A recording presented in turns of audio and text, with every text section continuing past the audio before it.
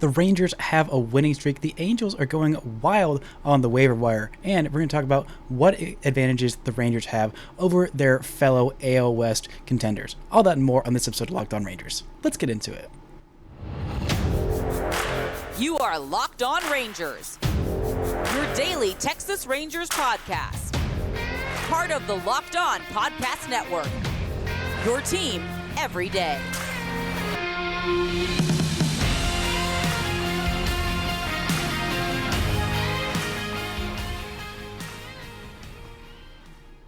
You are locked onto the Texas Rangers. I'm Bryce Patrick, a cripplingly addicted Texas Rangers fan since 2010, the founder and host for all 5 seasons of this Locked On Rangers podcast. Today is Wednesday, August 30th. Your Rangers are 75-57 right now as I am recording, a half game back of those stinking Seattle Mariners for first place in the American League West. Thank y'all so much for making Locked On Rangers your first listen every single day. If you're not already, you can follow me on Twitter at Bryce Patrick. You can follow the show at Locked On Rangers. Subscribe on YouTube, where the best way you can help grow the show is to comment nearly any single thing below and to listen every single day as your Rangers are marching towards the playoffs. The Rangers have a winning streak, 2 games in a row, and 2 one-run wins. This is not a regular occurrence for the Rangers. This is their, I believe, 11th one-run win. The Rangers are now 11-18 in one-run games, something they have not done very well because the bullpen has definitely had its issues. But again, 2 straight games where the Rangers bullpen came up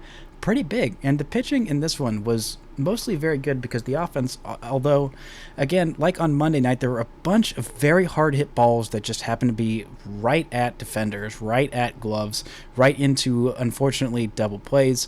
But the Rangers did enough, a 2-1 win, including a massive tater from Mitch Garver, his 13th home run of the season, and a big performance from Andrew Heaney. I'm going to eat some crow. I'm going to eat just a full-on bird, the whole crow, nothing but the crow, so help me crow. When I was defending Martin Perez over Andrew Heaney, I was wrong, okay? I was wrong. I have my priorities. We all are allowed to have preferences. I love Martin Perez. I have always loved Martin Perez. I have always been a believer in Martin Perez. Martin Perez was the first big leaguer that I ever had an interaction with. I interviewed him in my first year covering baseball, and I was just a dumb 20-year-old who didn't even know that I was going to get to talk to Martin Perez, and he was very kind. And so just admitting my own personal biases there, I love Martin Perez's vibes. I love that he was an all-star last year, and I'd like pitchers who can go deep into games, especially when you have a faulty bullpen. Andrew Heaney had not done that as of late, but in this one, he did, and he looked very, very good. 5 1/3 innings, 5 hits, just 1 walk, and 7 strikeouts. The stuff was peak Andrew Heaney. He is just the most up and downingest starting pitcher that you can have, which is exactly fine. If you have a number 5 every once in a while, go out there and throw an absolute gem, and the Rangers needed all 5 1/3 innings from him. They also got a couple of outs from Chris Stratton. They got a huge scoreless inning from Brock Burke, who had a couple of strikeouts, and Will Smith had a very nice inning of work of scoreless baseball. He didn't strike anybody out, but he did make a fantastic play on an attempted bunt, just running to the ball perfectly. Jeff McNeil placed a very beautiful bunt, honestly, down that first base line, and Will Smith went, and the only play that he had was to charge it with his glove and try and pick it up just with the glove and scoop it to Nathaniel Lowe, and Nathaniel Lowe made a great catch on a difficult scoop to make, a difficult catch to make. The ball was across his body and across the first baseline, and he was in danger of getting run over by Jeff McNeil, or having the ball get hit out of his glove by Jeff McNeil running down that line. And you don't see that play made very often, and huge kudos to Will Smith to not only have the testicular fortitude, if you will, to try that play, but to execute it perfectly. And it has been just an incredibly rough month for Will Smith. That is the Will Smith experience that you kind of sign up for when you sign him. When he is on, it is confounding, confusing, but he has done it for 10 years. He carried the White Sox, not the White Sox, excuse me. He carried Atlanta's bullpen as the closer in that 2021 World Series run, and he could not make the postseason roster for the Astros last year. I mean, it is just the hot and cold of every reliever. And Aroldis Chapman, who nearly had a perfect, drama-free bottom of the ninth inning, but nope, on an 0-2 count to Mark Vientos, he allowed his third home run, Mark Vientos' third home run of the season on an 0-2 pitch, 100-mile-an-hour fastball, because, of course, it couldn't just be drama-free from this bullpen completely. But he still got the job done, got the save, his fourth save of the season. Rangers win, and it was, again, very much needed. And the offense came basically from Mitch Garver. It was a 1-for-2 day at the plate with a couple of walks and a massive home run. Like I said, his 13th home run of the season. And Mitch Garver just continues to impress in the month of August. Since the All-Star break, he has been exceptional. 33 games post All-Star break, over 100 plate appearances. He's got 9 home runs, hitting .297 with an on-base of 391, slugging .586. That is a .977 OPS. And in the month of August, he has just taken that to another level. He's got 8 home runs. 8 home runs in the month of August, 23 games, 82 plate appearances, slash line of 317, 404, 659, a 1063 OPS, which I believe is actually better than Corey Seager, who had a very rare 0-for-4 day, including a strikeout looking. He nearly had a double on a ball that he hit to the opposite field on the first plate appearance, but ended up getting called out on strikes. Yeah, in the month of August, let's see, which, by the way, Corey Seager, I believe after tomorrow's game, if he does play the full game, then he is going to be among qualified players to get among the league leaders, and therefore will be the American League batting title leader. I think he might still be behind Shohei in OPS.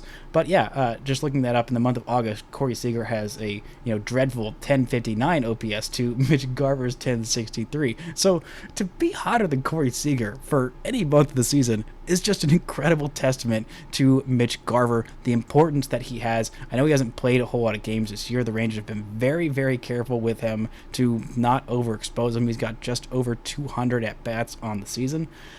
But hey, the Rangers have him hot for the home stretch. They had him step up when Jonah Heim went on the IL. Now Jonah Heim is back, and it looks like his bat is looking more like the all-star Jonah Heim bat that we have seen. And you have Mitch Garver as your everyday DH, and he is an incredible bat that can be as hot as literally anybody in this lineup.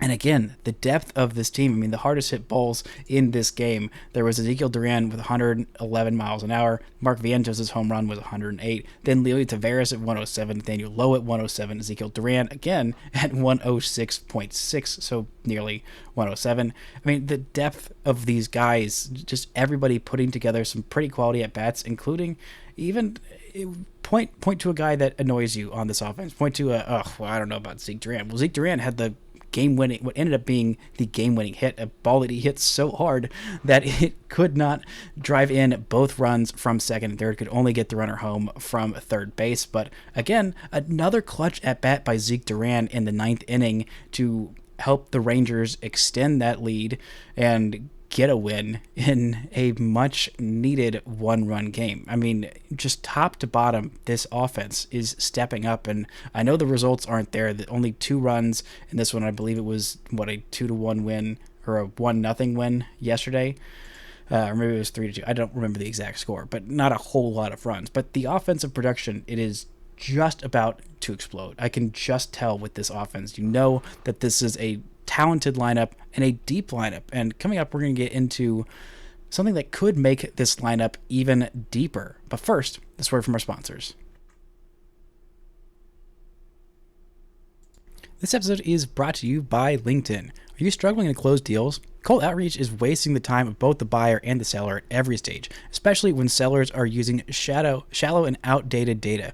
Your organization can overcome these challenges with technology that translates comprehensive, high-quality buyer data into real-time insights. These deeper insights empower sales reps and teams to adopt the habits of top performers, which lead to better outcomes, like more pipeline, higher win rates, and larger deals. We call this deep sales, and we've built the first deep sales platform with the next generation of LinkedIn Sales Navigator. Right now, you can try LinkedIn Sales Navigator, get a 60-day free trial at linkedin.com/lockedon. That is linkedin.com/lockedon for a 60-day free trial.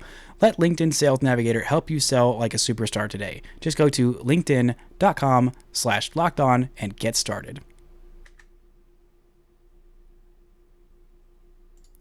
Shout out to the Aviators for making Locked On Rangers your first listen every single day. On tomorrow's show, I'll be recapping this entire series against the Mets and the importance of it. The Rangers take on the Mets this week and catch every pitch for the hometown broadcast on SiriusXM. Just download the SXM app and search Rangers. Now, the Rangers lineup is incredibly deep. The starting rotation is incredibly deep, and they are one of the best teams, if not the best team in the American League West, and have been all season. They've got a few teams that have been chasing them, one that has caught them, and at this point we are, at the top of the 7th inning. Oakland is up 3-1 over the Mariners. I'm not holding out hope that the Mariners will lose that game, and I'm assuming the Rangers will wake up tomorrow still in second place in the AL West, but they are still a very, very good team and have been all year. And one team that was trying very hard to catch them, made a lot of moves at the deadline that did not work out, was the Los Angeles Angels of Anaheim.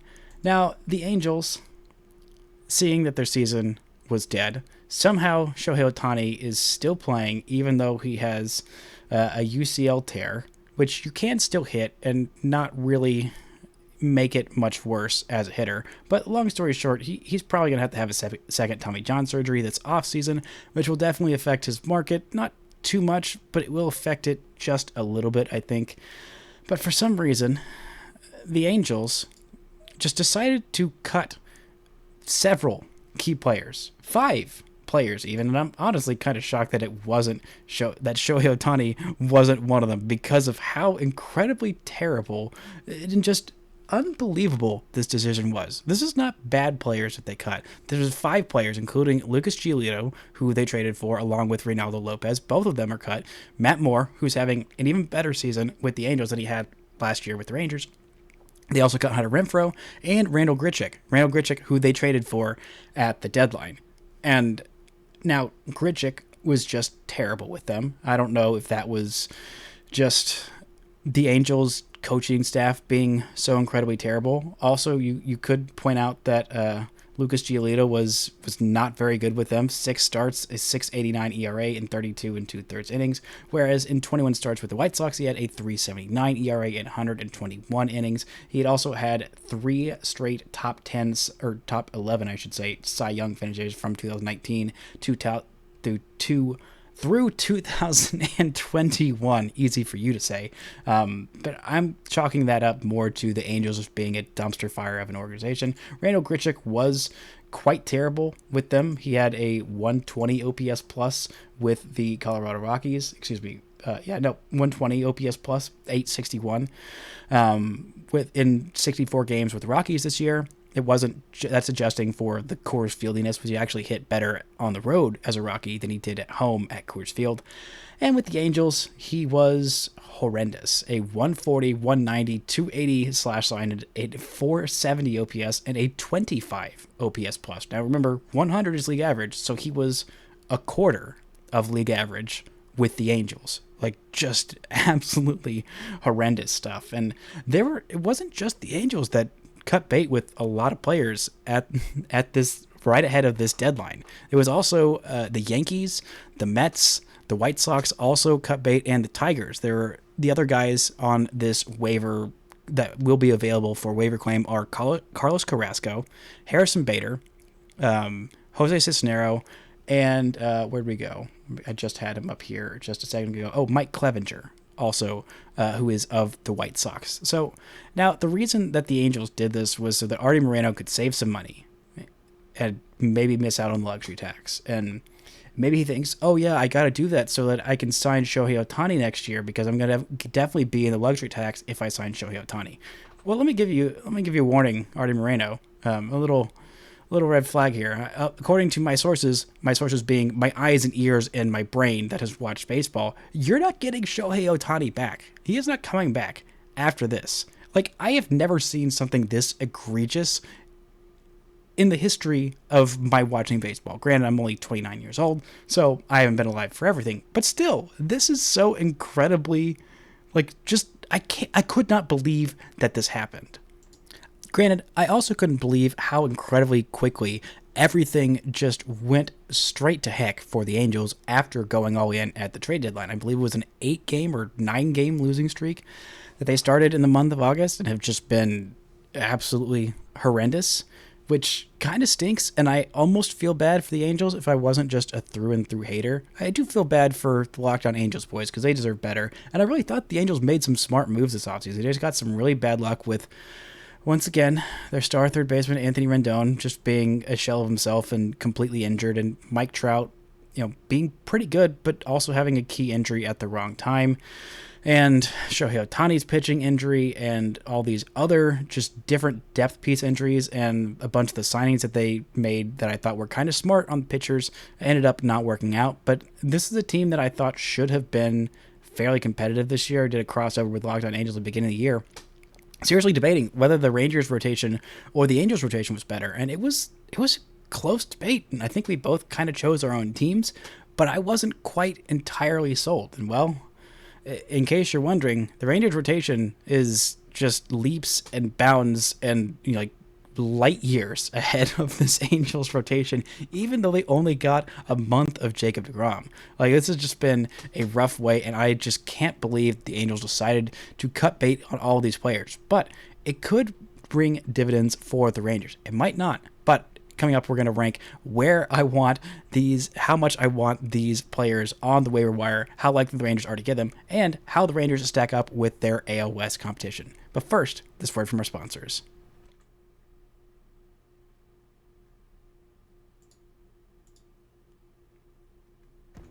Shout out to the Aviators making Locked On Rangers your first listen every single day. On Friday's show, we're breaking down what happened on the farm this week.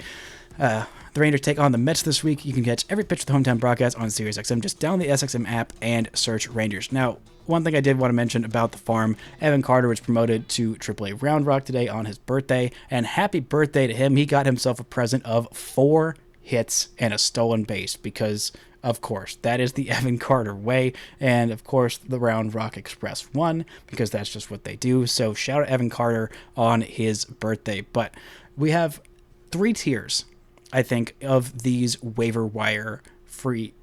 They're not free agents, but yes, they're free agents, but they're waiver wire pickups. And basically the way this works is the Rangers would have to add them to their roster before September 1st, which is Friday, to make them eligible for the postseason, which I think the Rangers would want to do, at least for a few of these guys that I really would like the Rangers to have. Now, I have these guys in 3 different tiers. Tier 1, yes, please God, yes, please let this guy come to my team and help my team out.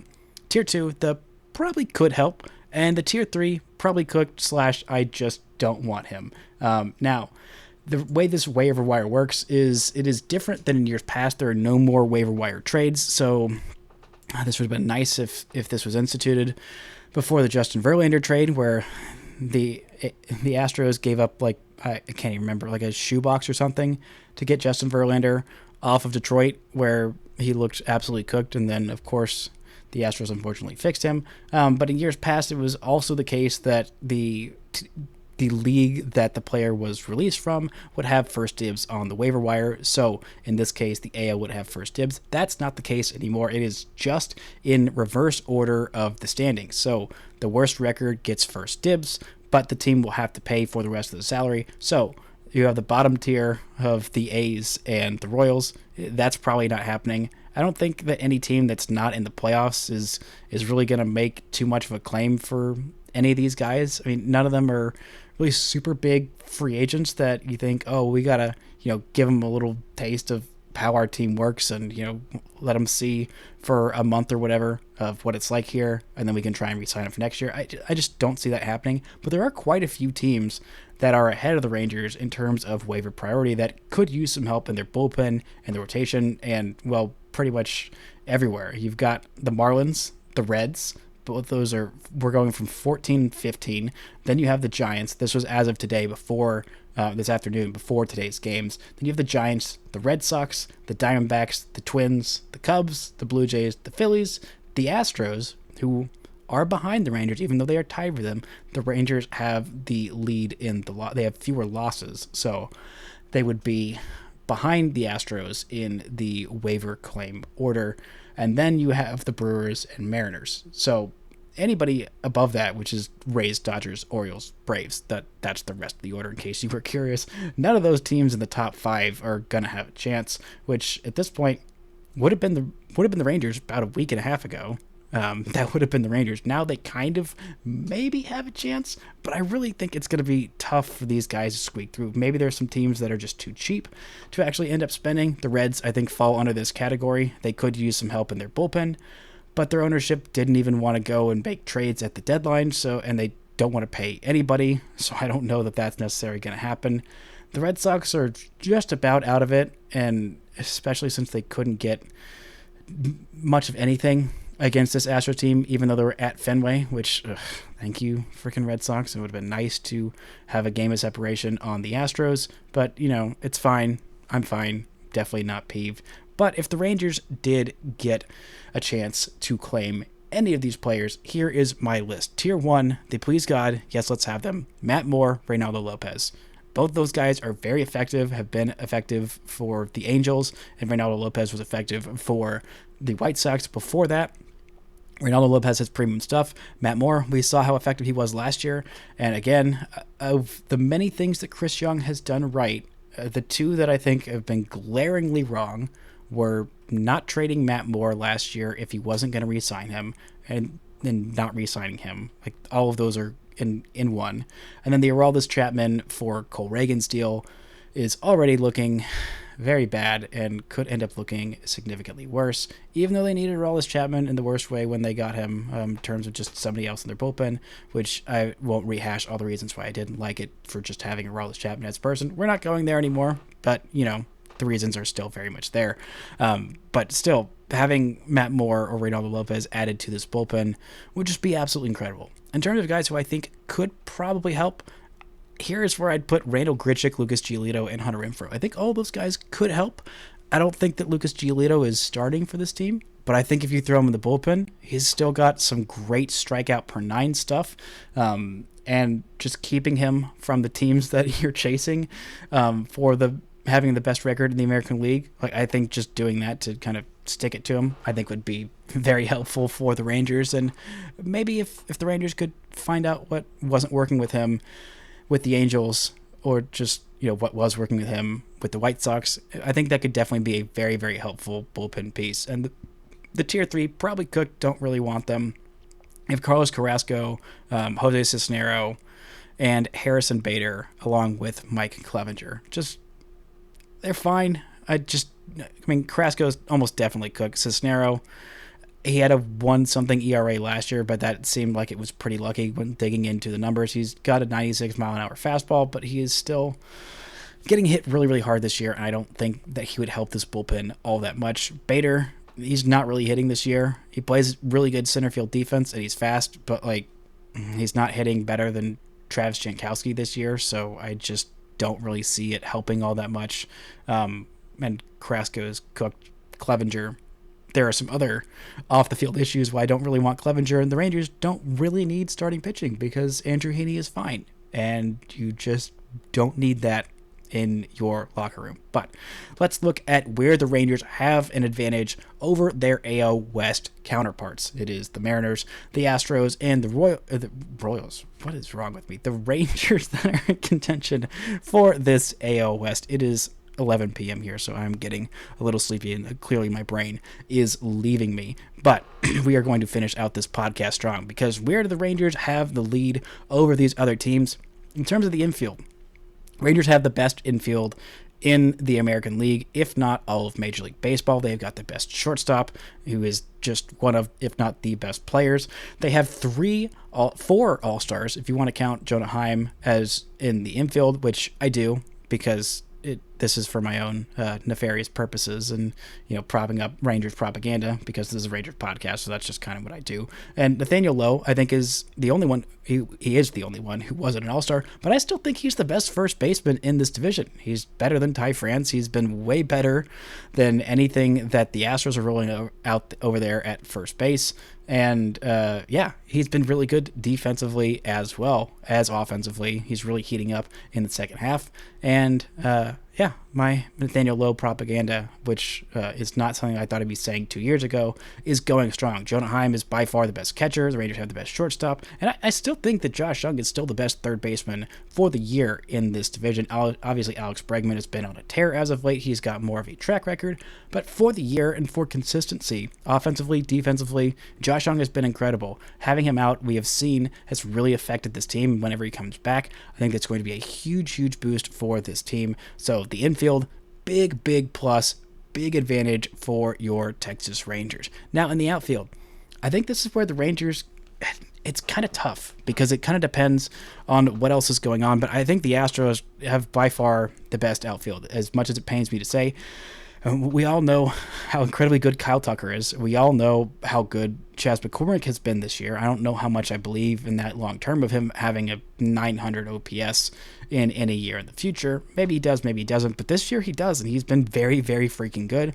And occasionally, it seems like more often than not now, they're going to be throwing maybe Yordan Alvarez out there in left field. They also got Michael Brantley off the IL, which I don't really think is that big a point in their favor. Brantley was not that great last year, and they've got some other better hitters they could put in their lineup, but, he's still solid.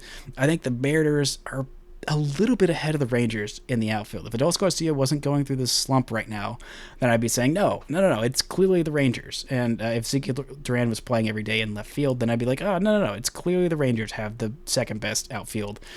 But Leote is, as hot and cold as it comes in baseball. And, the Mariners' outfield is literally Julio Rodriguez and friends, but Julio Rodriguez has been absolutely incredible for the last month and a half, and he has shown the ability to go on these stretches that are just absolutely unreal. He's going to win Player of the Month for August, even though Corey Seager has been absolutely incredible. And it's not going to be particularly close, I don't think. It's Julio Rodriguez's award. And who else is out there with him? Dominic Canzone and I don't know, Dylan Moore. I think that's who was out in left and right field for the Mariners tonight. But Julio Rodriguez is just so good. It gives them a little bit of an edge over the Rangers. In terms of rotation, there's not a question that it's going to be the Mariners. The Mariners have an incredibly deep and very good rotation. I believe it was George Kirby that was scratched tonight because he was, quote, feeling under the weather. And they threw Luke Weaver in there, and he got a little bit lit up by the A's because Luke Weaver is not that great. But the Rangers have the number 2 rotation in this AL West, and the Mariners have, I think, the best rotation in all of baseball. So there is no shame in that being second to the Mariners, and it's ahead of the Astros. It is just ahead of the Astros. The Astros rotation has been decimated by injuries, and even the guys who have come back from injury have just been kind of cooked. Like the guys who we thought were much better just weren't this year. The Astros have not gotten a whole lot out of their rotation this year, not as much as I thought they would. Framber Valdez is a 3.5-ish ERA. Hunter Brown's got a 4.5 ERA. Christian Javier has been, lit up. JP France had a sub-3 ERA, and then in one game against the Boston Red Sox, he got lit up for 10 earned runs, and now it's at 3.5. Jose Urquidy has an ERA over 5. He's only pitched in 11 games this year. It's not as good as we thought it would be, and it's a lot more injured. And even Verlander, who's got a 2.79 ERA, but just not striking out nearly as many as I thought he would. He is all the way up to 9 strikeouts per 9, but I thought it'd be just a little bit more. Verlander and Framber Valdez are as good a 1-2 as you can find out there, but still the rest of it is just not nearly as deep as this Rangers rotation, which, oh God, it gives me so much joy to say that the Rangers genuinely do have a better rotation than the Astros. And the bullpen, obviously the Rangers last year, no shock there. Mariners bullpen is better. The Astros bullpen is really good, but overworked because of those deficiencies in the starting rotation. And then manager-wise, it's the Rangers. The Rangers have a surefire first ballot Hall of Fame manager, as do the Astros. Dusty Baker is going to go in there and a surefire first ballot Hall of Famer. But he doesn't have nearly as many championships as Bruce Bochy does. I don't trust him as much managing a playoff bullpen / rotation / club down the stretch as much as I trust Bruce Bochy. And Scott Servais is a fine manager, but again, these are 2 of the top 10 managers of all time in Dusty and Bruce Bochy. Bruce Bochy, I think maybe even top 5, but still, I think the Rangers have the advantage in the infield, in the manager position, and it's kind of close in the rotation. It's still a little bit of an edge to Seattle. But I think this is just the best team. Their expected wins and loss record if they finish the year at their current pace with their run differential would be a 101 win team. The Mariners would be expected to have a 95 win team, and the Astros a 93 win team. Like, this team has just been really freaking good all year. People calling them frauds clearly didn't watch them at the beginning of the year. This offense is incredibly good, deep, talented. Starting rotation, very good. Bullpen, it's there. It's got some nights, just like it did tonight, where it did enough to get the win, and I think that will be enough for this Rangers team to go on a deep, deep playoff run, maybe even take the AL West by storm and win quite a few of those last 7 of 10 games against the Mariners, and maybe win 2 out of 3 or all 3 against the Astros when they face off next week. But that's going to do it for today's show. Thank you all so much for listening and subscribing, and until next time, don't forget to enjoy Pennant Chase Playoff Baseball.